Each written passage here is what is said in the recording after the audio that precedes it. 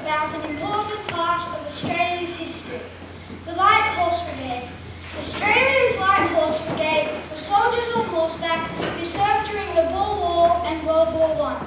The light horse combined the mobility of cavalry with the fighting skills of infantry. They fought dismounted with rifles and bayonets, using their horses as transport to the battlefield, as well as using them to make a swift retreat. Whalers were the type of horse used by the light horsemen in the campaigns in the Middle East. They were called whalers because they were originally sold through New South Wales. They were sturdy, hardy horses, able to travel long distances with little water. Horses usually drink about 30 litres of water a day. However, during the warfare in the desert, the horses often went 60 hours without water, while carrying a load of almost 130 kilos. This would include the rider, saddle, food, water and weaponry.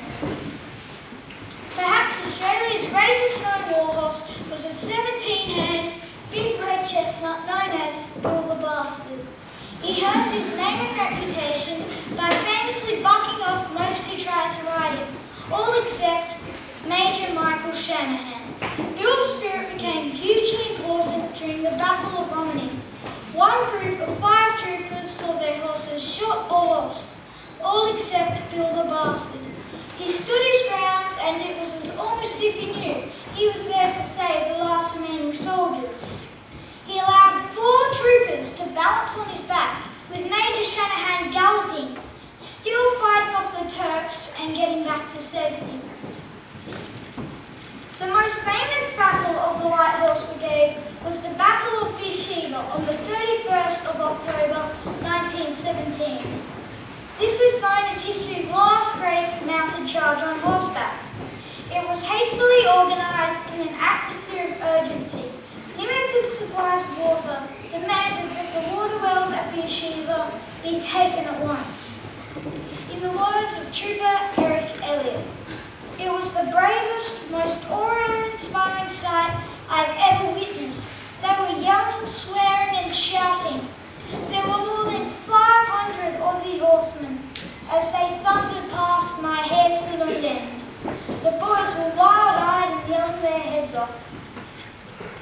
I think one of the saddest things for the light horsemen was having to leave their horses behind and not bring them home to Australia. Many would regard their horse who led them into battle as their best mate.